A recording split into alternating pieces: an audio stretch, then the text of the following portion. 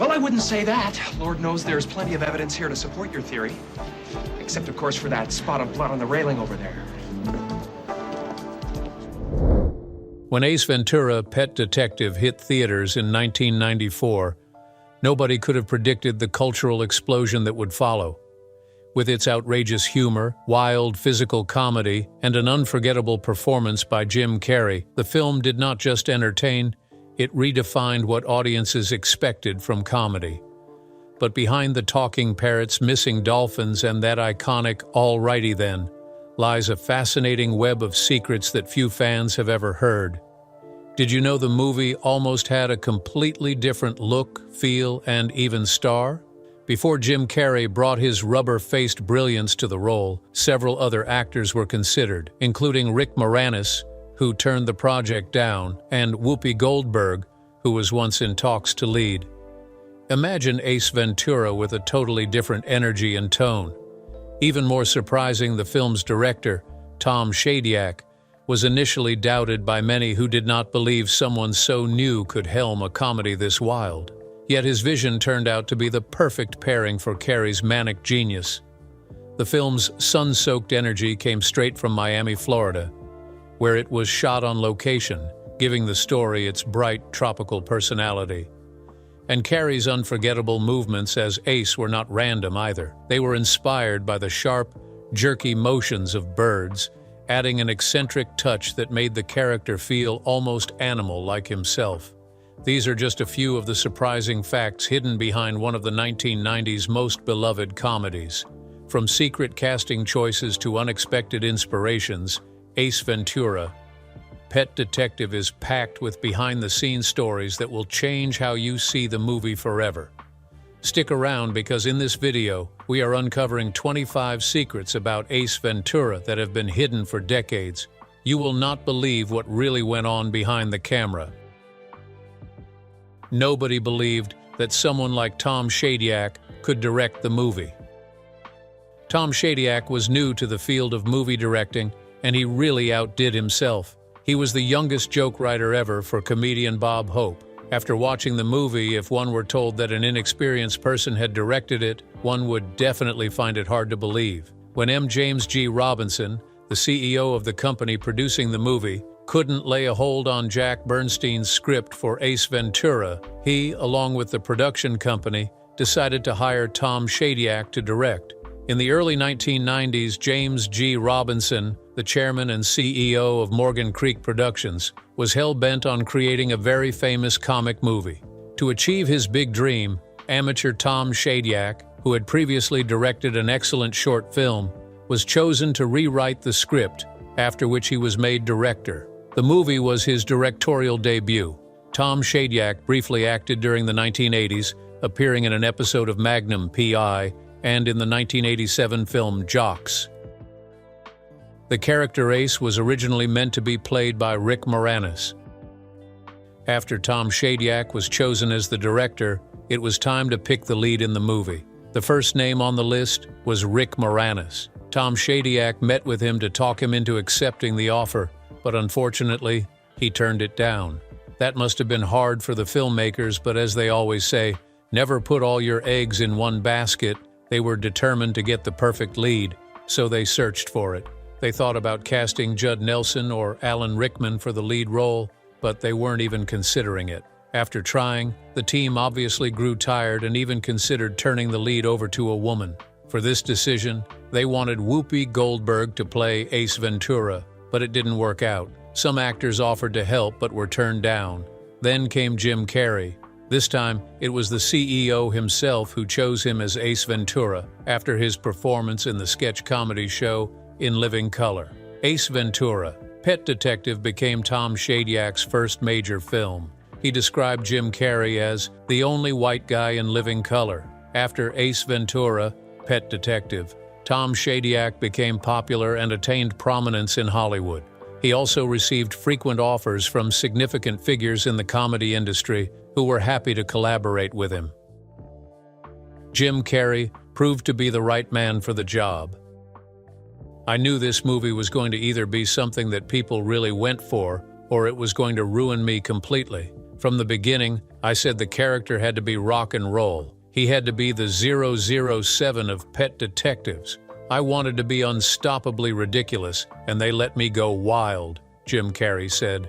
Jim Carrey spent the 1980s developing himself before he fully got lunged into comedy, even if he was already appearing in films playing supporting roles. He quickly gained attention after being featured as a cast member in the Fox sketch comedy series In Living Color, 1990 to 1994. Actors like Damon, Sean, and Marlon Wayans, David Alan Grier, as well as Jamie Foxx and Jennifer Lopez, also benefited from the show, just like Jim Carrey did. After Jim Carrey was brought into the Ace Ventura Pet Detective set, he worked really hard to prove that he was worth it.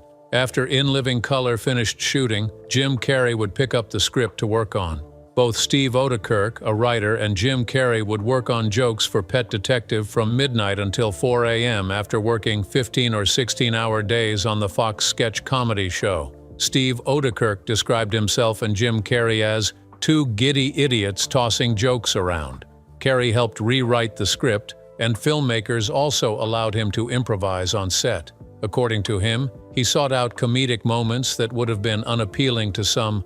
I wanted to keep the action unreal and over the top. When it came time to do my reaction to kissing a man, I wanted it to be the biggest, most obnoxious, homophobic reaction ever recorded. It's so ridiculous it can't be taken seriously, even though it guarantees that somebody's going to be offended. His approach to the making of this movie further proves how talented he was. The movie was filmed in Miami, Florida. In the second quarter of 1993, Ace Ventura, Pet Detective, was filmed in Miami, Florida. The movie was shot in the wake of a devastating hurricane, and the filmmakers ended up finding locations devastated by the storm, such as the home of the mysterious villain Ray Finkel. They also got permission to film at Joe Robbie Stadium, home of the Miami Dolphins. "We had advertised on the radio, if you want to come out and meet Dan Marino, whatever," says McCat, the movie's cinematographer. "We filled up a quarter of the stadium, which was incredible. Something like 1,000 people came out. Dan Marino did a great job." Whoopi Goldberg almost starred as Ace. As mentioned earlier, after Rick Moranis turned down the lead role, a few other actors were considered. The surprising thing is that the filmmakers also considered an actress for the character Ace. Comedian Whoopi Goldberg was already popular by that time and had recently been downright spectacular in Ghost. Her fame and skill would have been truly exceptional for them to consider casting her as Ace. But that would have been weird if Jim Carrey hadn't done it. A lot would have been different about the movie. Of course, the movie would be absolutely unique because of its gender roles, but most of the film's catchy phrases would definitely not exist. Too bad Rick Moranis declined. If he hadn't, it probably would have been added to his list of successful movies. How the sex scene was filmed. Remember that wild scene where the female and male lead had sex? The behind the scenes was absolutely chaotic. Whoever came up with that idea was definitely thinking outside the box. All the animals had to be chained to their positions, but the squirrel would get loose and jump on the penguin. The penguin would bite the cockatoo, and soon all hell would break loose, and I'd find myself under the blanket with a macaw, said Courtney Cox. Jim Carrey's movements solely relied on birds. "I based Ace Ventura off of a smart bird," Carrey told James Lipton on Inside the Actors Studio. "A cockatiel or a parakeet of some kind. The clothing I picked was all like a colorful bird, a tropical bird. The walk was bird-like. Everything I said was about a bird. Everything was based on a bird. Even the hairstyle, it shouldn't be news anytime Jim Carrey is referred to as talented. The comedian has proven himself over the years, carving out a spot for himself in Hollywood. He is someone who combined talent with hard work, and he did just that in the making of this movie. You might find it hard to believe, but Jim Carrey did conduct some research on birds. Since the movie featured animals, he chose to act like a bird. His performance in the film came across as being so spontaneous that much of it was created on the fly. It must have been an extraordinary thing to do, but Jim Carrey did it anyway. He went on to reveal why he made that decision on Inside the Actors Studio. According to him, while preparing to make Pet Detective, he observed birds and used their movements as inspiration for the film. No wonder his outfits looked really colorful like a bird. The movie birthed the catchphrase, "Alrighty then." In the past, many movies have produced one or two catchphrases. In the case of Ace Ventura, Pet Detective, Jim Carrey was the brain behind the two amusing words. This used to be a line that was delivered to absolute perfection. After Ace Ventura, Pet Detective became a surprise hit. Many fans walked around saying, "Alrighty then." According to director Tom Shadyac on the movie's commentary track, that line was one of several lines that Jim Carrey explicitly designed to be quotable. Tom Shadyac also made it clear that some of Jim Carrey's ideas failed. He hoped that the motion he made with his fingers after saying, "Alrighty then," would become popular, but it didn't. Ray Finkle is the face behind Sean Young. Although you might find it a little weird, the movie featured a trans woman. Many claimed that their decision to feature a trans woman as the villain made the movie irritating, but the concept was well understood. Ray Finkle was the trans woman played by Sean Young. Well, I have kissed a man. Of course, there's never been a more crucial kick in a... Before Lois Einhorn became Ray Finkle in the movie, he used to be a kicker for the Miami Dolphins, but as soon as her former identity is revealed, she becomes the target of offensive jokes. Uwe von Schamann, born in Berlin, Germany, found his way to Fort Worth, Texas at 16. It was a long journey that would eventually lead him to the NFL. As the Miami Dolphins kicker for 6 seasons, von Schamann took part in some of the team's most memorable moments, including Super Bowl 19 in January 1985, when the Dolphins fell to the San Francisco 49ers, 38-16. However, years later, von Schamann's image found an unexpected second life not in sports history, but in cinema. In the movie, footage of the fictional kicker Ray Finkle's infamous missed field goal was actually taken from real clips of von Schamann. The film blurred the line between fact and fiction even further in the Dolphins team photo. What appeared to be a vintage image of Finkle with the team was, in reality, actress Sean Young disguised with a wig and a fake mustache. Adding another twist, the real Dolphins kicker at the time of filming, Pete Stoyanovich, stepped in for the movie's warehouse scene, standing in for Finkle, Lois Einhorn during the recreated kicking sequence, and yet, despite all the clever editing and disguises, one detail stood out. In the fictional team photo, Ray Finkle looked nothing like the woman audiences saw for the rest of the film. The commentary track later confirmed the secret. Sean Young herself had donned the mustache and wig, blurring identities and adding a strange but fitting layer to one of the most bizarre comedies of the 1990s. In reality, Courtney Cox was scared of animals. For a movie that featured many animals, it would be very strange to learn that some of its cast members had animal phobias. But then the whole idea of acting is to prove you can take on any character, even if it isn't something you are familiar with. It is about testing your limits and challenging yourself, just as Jim Carrey did. The actress Courtney Cox knew what she was getting herself into, but signed up as the female lead anyway. She was afraid of some of the animals featured in the movie. In director Tom Shadyak's movie commentary, he revealed that she was even scared of the monkey she shared scenes with, since it often was at Jim Carrey's side when he was playing Ace. How Jim Carrey made one of his favorite bands appear in Pet Detective. Another unmistakable mark of Jim Carrey's influence on Ace Ventura, Pet Detective came in one of the film's most unexpected moments, the appearance of the death metal band Cannibal Corpse. The inclusion of the band wasn't a studio decision, it was purely Jim Carrey. A devoted fan of their music, Jim Carrey personally requested that Cannibal Corpse perform their blistering track Hammer Smashed Face in the movie. At first, the idea seemed impossible. The band was in the middle of preparing for a European tour and couldn't fit the filming into their schedule. But Jim Carrey was determined. A few days later, the band received another call. The production crew had shifted the shooting schedule just to make it happen. When Cannibal Corpse arrived in Florida, Jim Carrey greeted them personally, eager to see one of his favorite bands perform on set. He even asked them to play Hammer Smashed Face, the song he loved most. The resulting scene was chaotic, loud, and unapologetically weird, fitting perfectly into the movie's wild energy. Their brief appearance didn't just please Jim Carrey,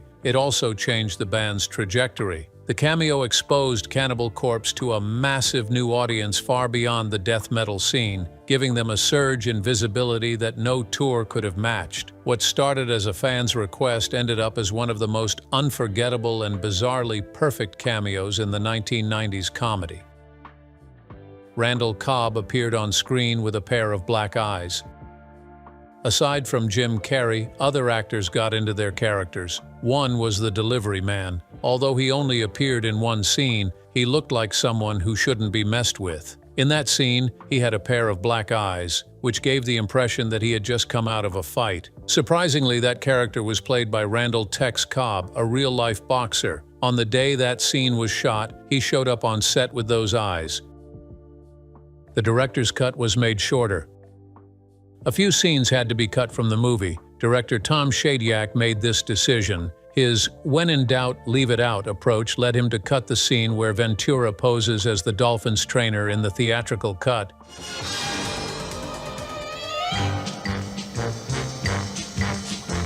Jim Carrey.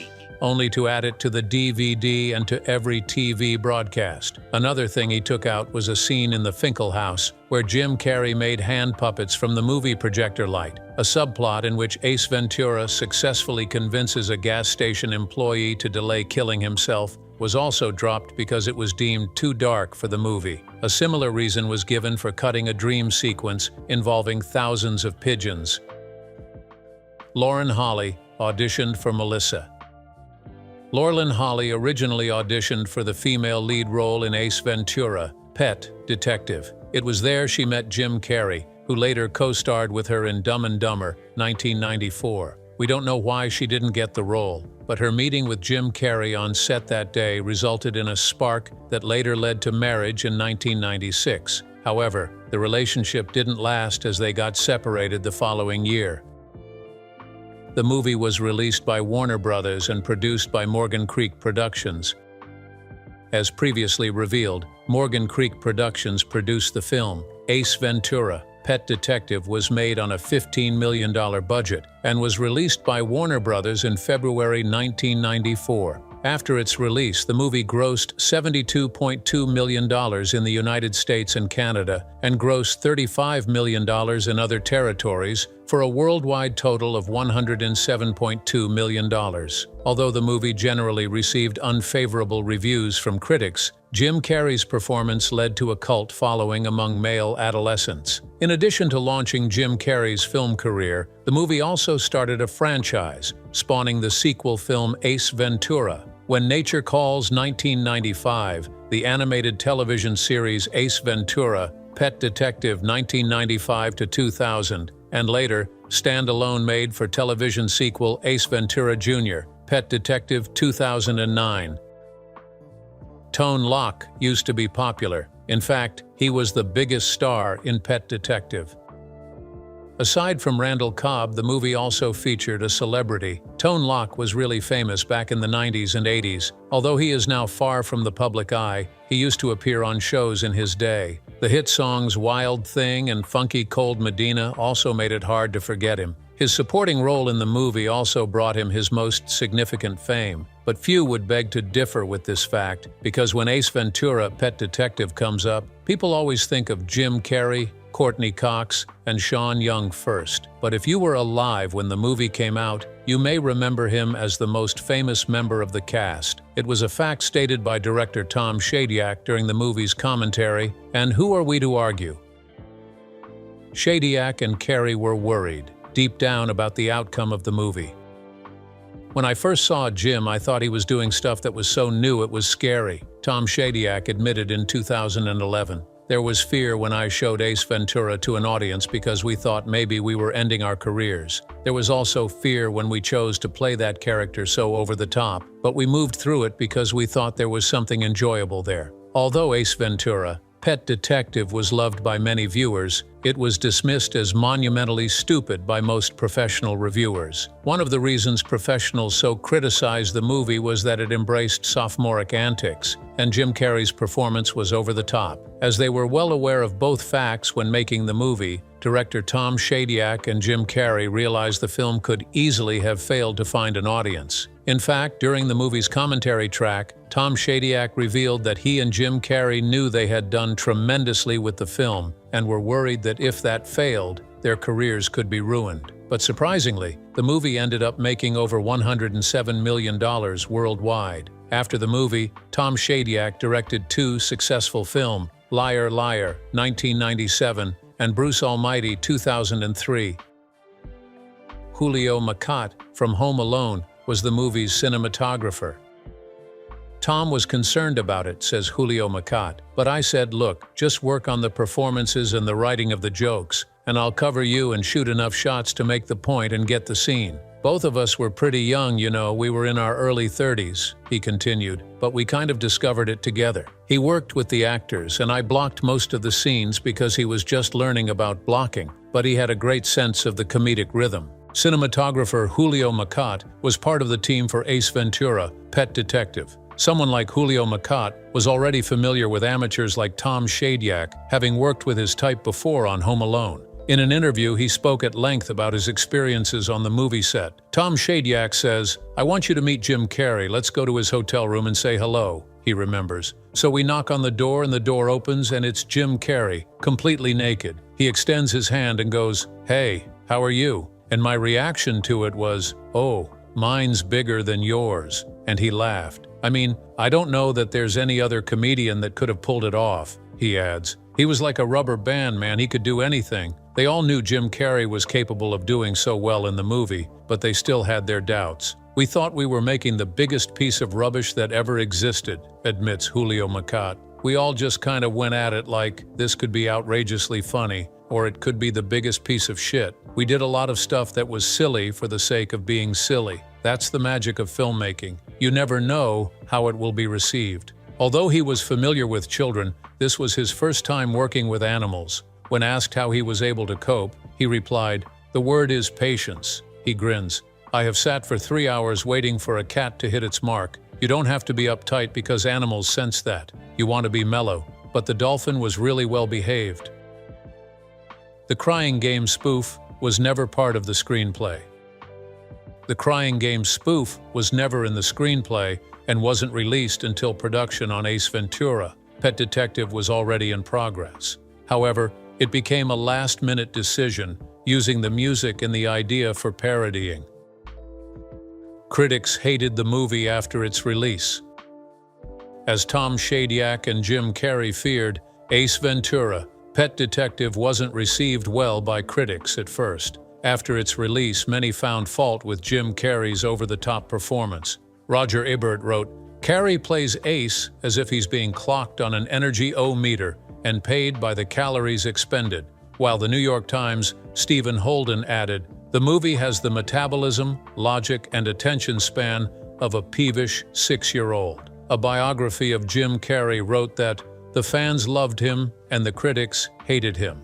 Ace Ventura, Pet Detective received generally unfavorable reviews from contemporary critics, according to review aggregator Metacritic, which assessed 14 reviews and categorized 6 as negative, 5 as positive, and 3 as mixed. It gave the film an overall score of 37 out of 100. The review aggregation website Rotten Tomatoes assessed a sample of 65 contemporary and retrospective reviews as positive or negative, and said 48% of the critics gave positive reviews with an average rating of 4.9 out of 10.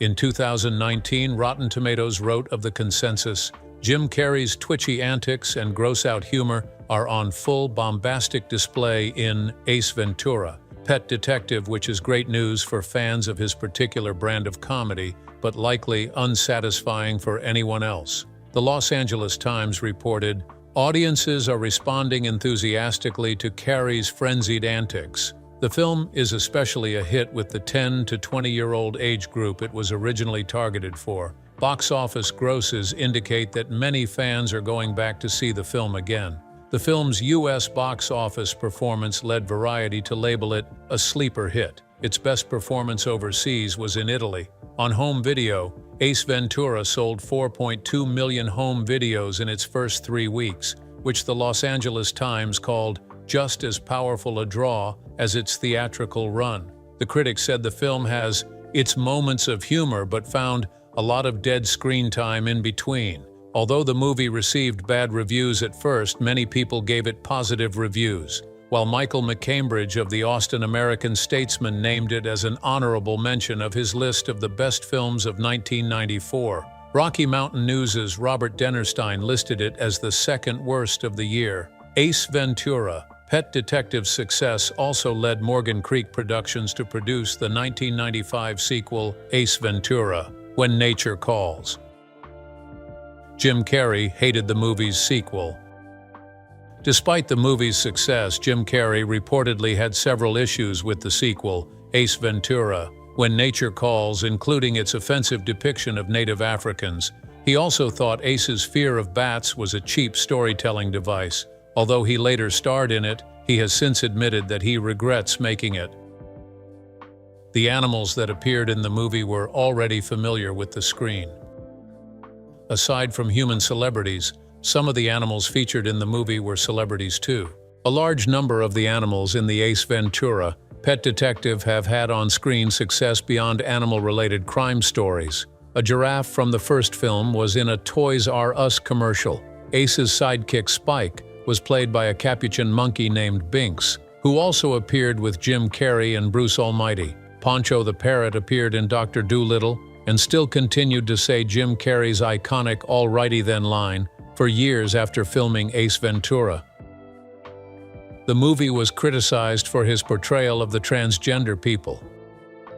Einhorn portraying Ray Finkel in the film has attracted a lot of criticism for the way it portrays transgender people. New Vistas outlined the negative portrayal. The transgender character was the villain of the film, and her body, or being attracted to her, made characters physically ill. Additionally, the film showed transphobic behavior by the main character, who ridiculed, humiliated, misgendered, and exposed the body of the trans female character without her consent. Alexandra Gonzenbach Perkins wrote in Representing Queer and Transgender Identity that mainstream representation of transgender identity at the turn of the 21st century was limited, observing that the representations that did exist tended to pathologize transgender people as mentally unstable. Perkins said Ace Ventura, along with The Crying Game 1992, depicted transgender characters as murderous villains. In the book Reclaiming Genders, in a chapter focusing on transgender identity,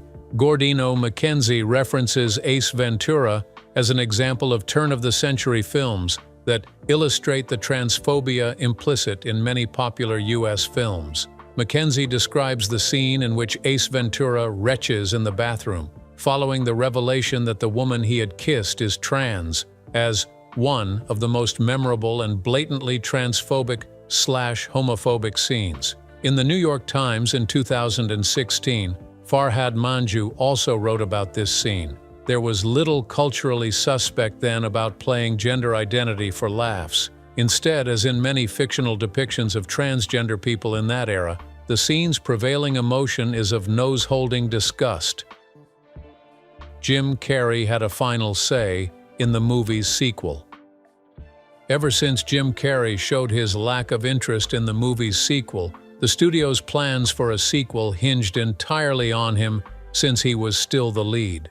Without his commitment, there would be no movie. That leverage put him in complete control of the project's direction, and he was well aware of it. During negotiations, Jim Carrey secured an astounding $15 million payday, an enormous sum at the time. However, money wasn't his only demand. He also negotiated creative authority over the film's direction, including final approval of whoever would be chosen to direct. That clause would shape the film's rocky production from the start. The original Ace Ventura director, Tom Shadyac, had already declined to return, and the Farrelly brothers also passed. Among those interested was a then unknown filmmaker named Spike Jonze, whose offbeat sensibilities might have fit perfectly with the Ace Ventura universe. But Jim Carrey was unsure of Jonze's inexperience at the time and said no, a decision he later admitted regretting deeply. "I've been kicking myself ever since," Jim Carrey later said,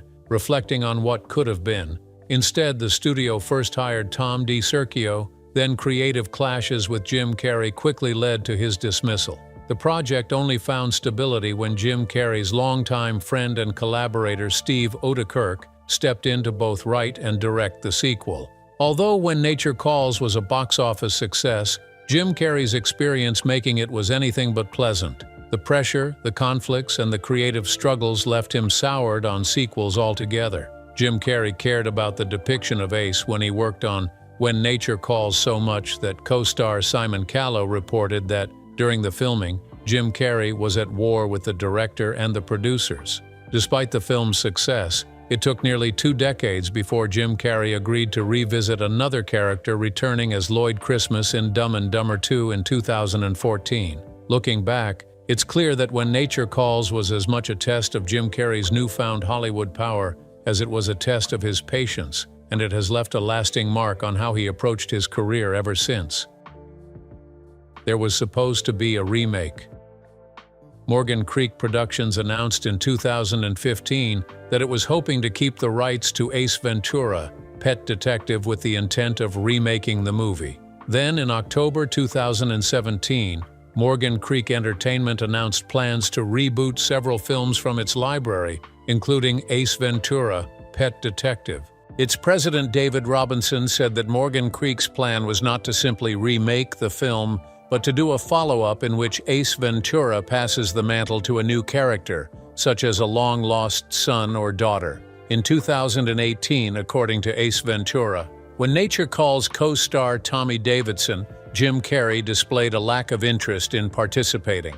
As of March 2021, a sequel film was in development at Amazon Studios, with the screenwriters of the 2020 film Sonic the Hedgehog, Pat Casey and Josh Miller, attached. Which of these secrets got you intrigued the most?